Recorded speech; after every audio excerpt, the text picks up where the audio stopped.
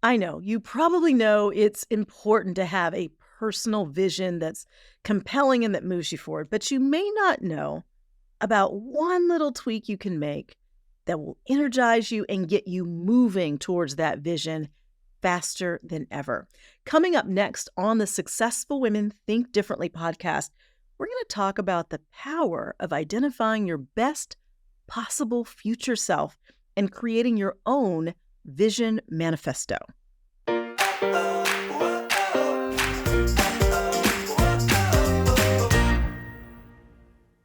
We hear a lot all the time about having a vision. I talk about the importance of having a vision.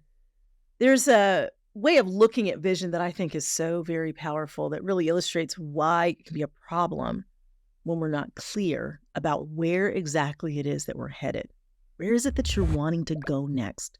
In your relationships, in your finances, in your work, in your health. And it's this: if you're not living your vision, you're probably living someone else's. I heard this years ago and it really struck me because the times in my life where my vision seemed to be floundering or I didn't have one, oftentimes I found myself really feeding into the vision of others in a way that took away from what I was supposed to be doing. When we don't get clarity about what we want, it's almost like we're living by accident. Whatever things come along, whatever opportunities, whatever people are asking us to do, if you don't have a vision, it's really clear to just keep saying, yes, sure, I'll do that. Sure, I'll try that. I'll go here. I'll do this job. And before you know it, you realize, what am I doing with my life? What is it that I really want? Where is it that I'm going?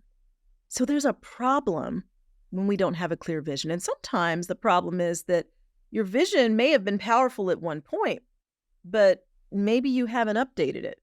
Maybe you've already achieved it. And the question, what's next, hasn't been answered. What's next for you? Whether it's in your relationships or when it comes to your money, maybe you've done some good things. You've made some changes that needed to be made. And now you're there and you've been there for a while. And the question is, what's next? Vision is powerful, but most people simply don't have one. And even when they do, there are three things that are often missing. One, often it's not compelling.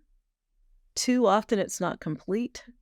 And three, often it's not communicated. So let me break these down for you. And then I'm going to just give you this one very simple tweak to make to your vision and a few questions to help you be able to clarify it. So one, not compelling.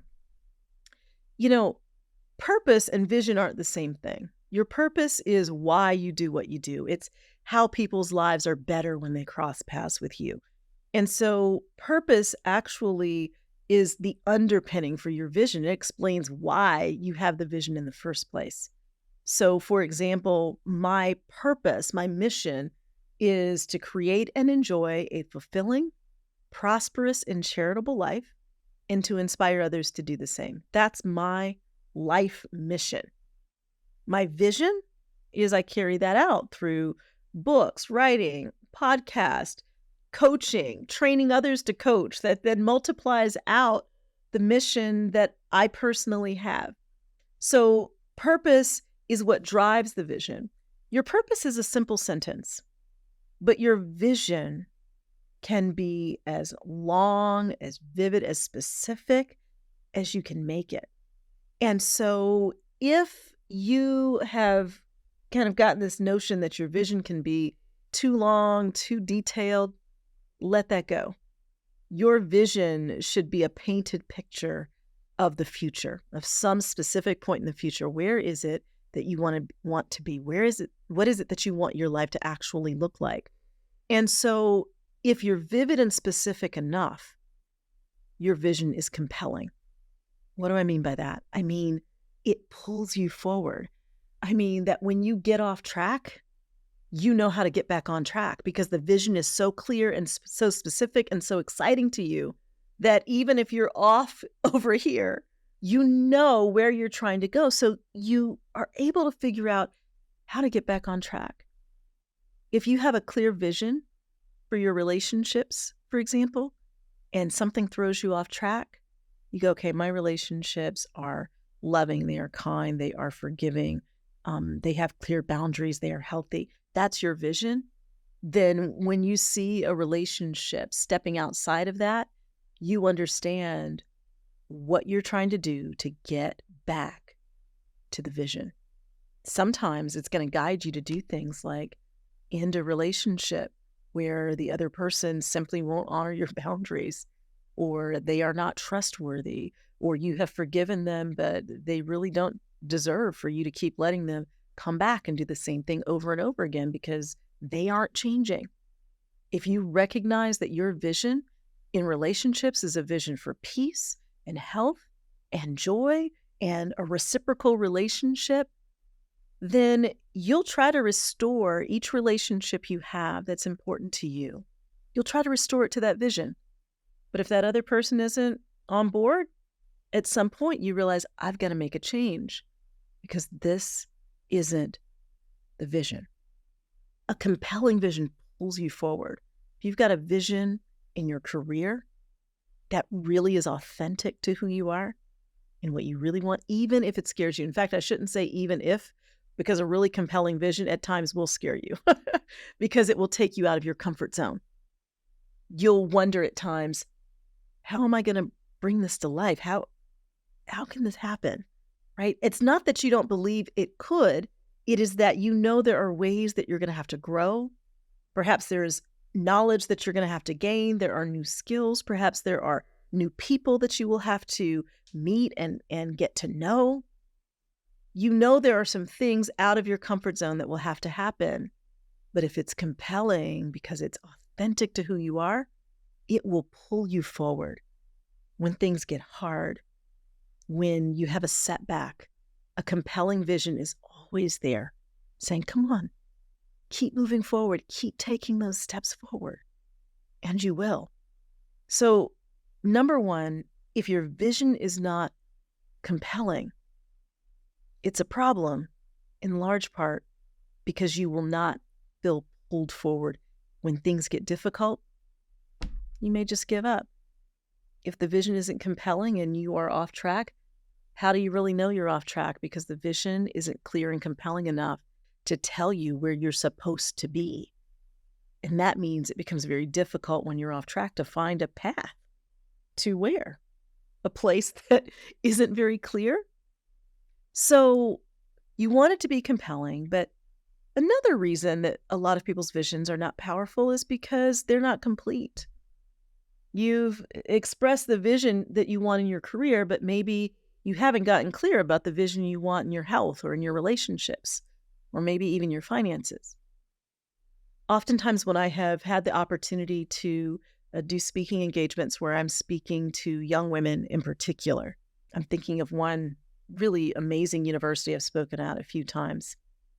And repeatedly when I speak at this school, usually to business students, really sharp young women, they are concerned about how they're going to juggle everything when they finally get out into the marketplace.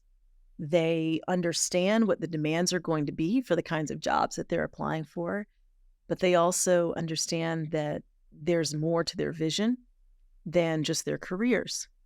And so oftentimes they're coming to their professors, they're coming to speakers who are talking to them, and they're saying, how do I do all of this?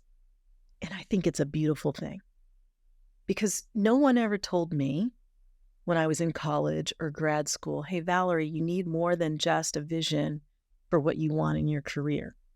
Now, I had an idea in my mind of what I wanted personally, what I wanted in terms of family, but it wasn't a vision that was so clear and compelling that I had a game plan for it. I just thought it would just kind of fall into place.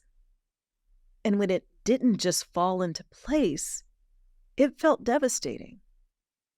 You want to make sure that the vision you create is complete, that it encompasses all the different areas of your life, that it's not just about where you want to go in a business or in a career, or it's not just where you want to go financially, but What do you want your overall life to look like?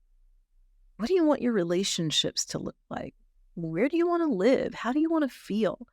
All of those things matter. And so a vision that's powerful is one that is complete. It doesn't just cover one area of your life, it covers all the different areas. And even if you aren't clear right now about what you want in every single area, I bet you have some idea of how you want to feel. And if you can start with how you want to feel, you can then begin asking the question, and what would give me that feeling? Right? So if you at least acknowledge that you've got multiple areas of your life that deserve a vision, you can begin the process of identifying, what are you wanting in that area? What are you wanting to feel? How do you want it to be? Even if you don't know yet exactly what you want it to look like, you can begin being very intentional about noticing. What are you seeing for others in that area that looks appealing to you? How might that apply to your vision and what you want? So the first problem is hit when we have a vision that's not compelling enough. The second is when the vision is not complete. And the third is when the vision is not communicated. And there are a couple of ways we communicate our vision. One, we communicate it by writing it, by making it plain, making it clear. Here's what I want. There is power in the written word. But we also need to not just communicate it for ourselves. When we communicate it for ourselves, it's powerful. We look at it a lot. We begin to internalize it. We begin to believe it. We begin to see ourselves in it. But we also need to communicate it to others.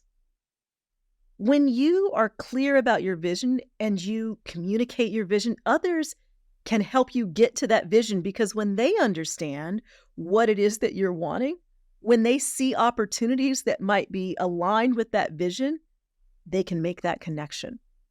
When you keep it entirely to yourself and others have no idea what your vision is, they have no idea how they can contribute. In fact, they may do the opposite. They may determine ways they think you could fit into their vision or into somebody else's vision. And you get back to that statement that I just said, which is, if you are not living your vision, you're probably living someone else's. You see, when you communicate what your vision is, that is like setting a boundary. Other people realize, oh, that's not actually what they want. And well, sometimes that feels scary, right? Because it means you might miss out on an opportunity, but what you're missing out on is an opportunity that doesn't fit in your vision. And that really is okay. If you have a vision for what you want relationships to look like and you encounter people, your vision is, I set strong boundaries. I have peaceful relationships. I don't do drama. When people come along who do drama and are no good at boundaries, they're going to realize you are probably not the right friend for them. When you're really clear about what you want and what your vision is, that clarity is not just for you, it's for others. And by communicating it, you actually make it easier to walk into your vision, because you've already set the expectations not only for yourself, but for those around you.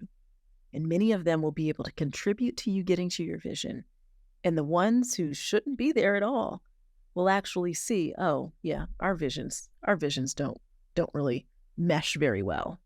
And that actually makes life easier.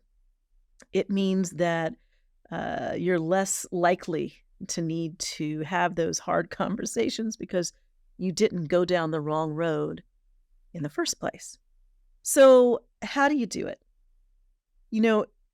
Earlier this year, I did a challenge called the Vision Board Challenge.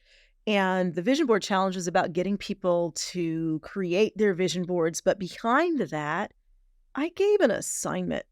And I taught everyone how to do it. This is inside of my membership, the Successful Women's Academy. The Vision Board Challenge was awesome. And it's been fun to see people still talking throughout the year about things that are coming to life in their vision.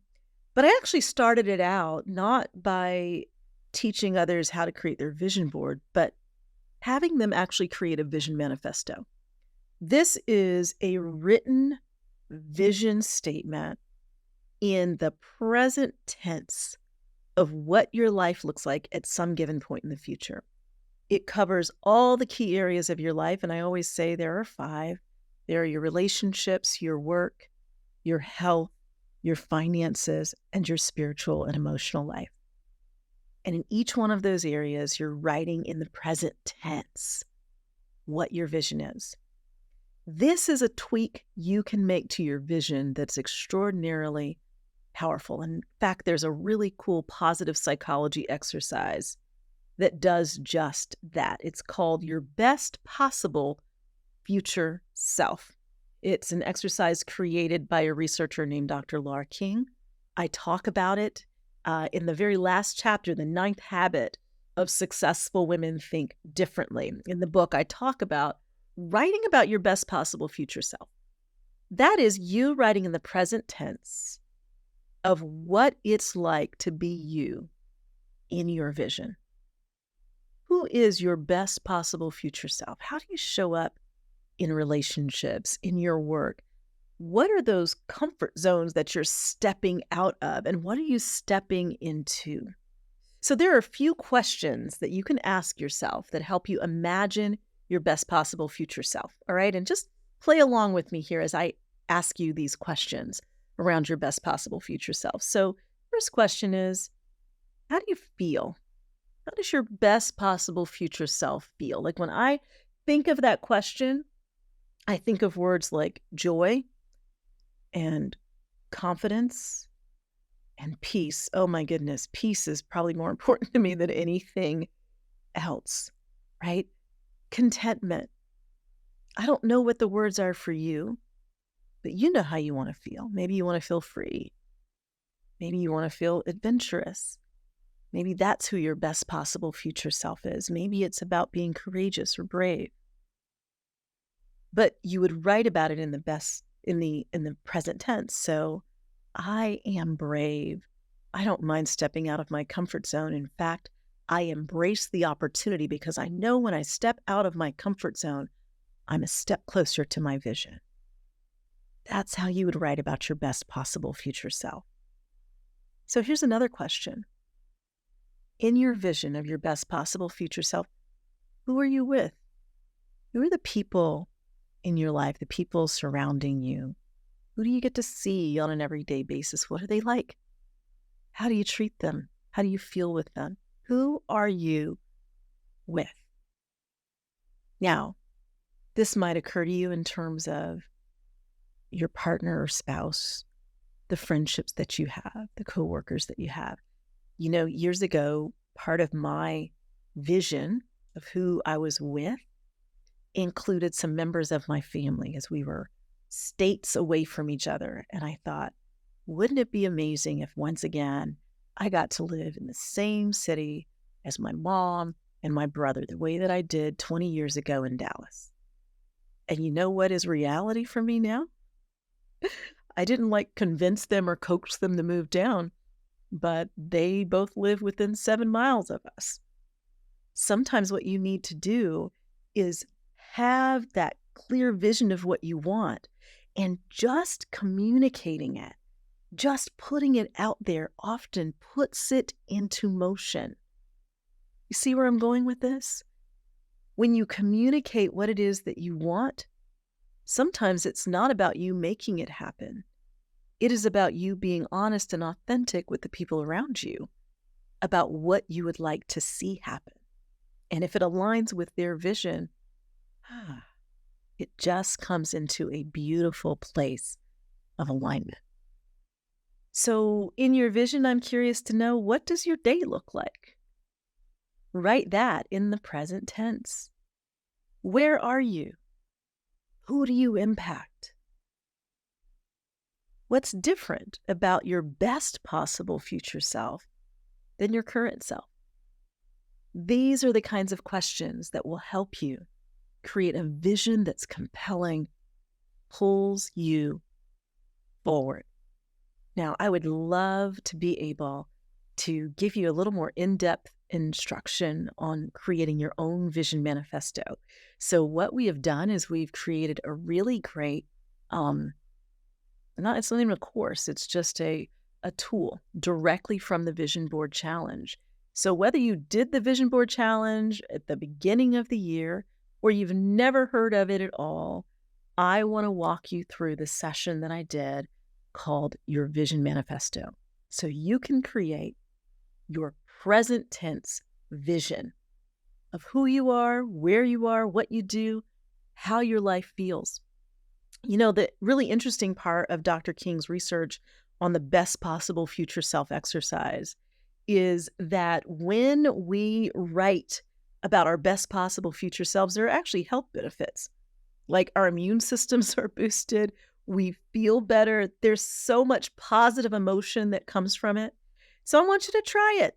And that's really it. Your vision is powerful and you need it. You need it because you need a vision that's powerful, that you communicate, one that is compelling and pulls you forward when things get difficult. And very importantly, you need one that's complete, that encompasses all the different areas of your life. So go out to valerieburton.com/vision, and there you can tap into the session called Your Vision Manifesto. I think you're going to absolutely love it. And it gives you kind of a taste of what we do inside the Successful Women's Academy. I have so enjoyed getting to talk to you for this episode of the Successful Women Think Differently podcast. Have a clear and compelling vision. There is nothing like it. It will direct you. It will give you answers when you get stuck. And if you haven't done it in a while, I'm inviting you to update your vision to gain that bit of inspiration that pulls you forward. That might just be what you've been feeling, maybe a little bit stuck, maybe a little complacent at times. A compelling vision will always pull you to the right next place. So until next time, I want you to remember this: how far you go is largely determined by how much you're willing to grow. I'll talk to you next time.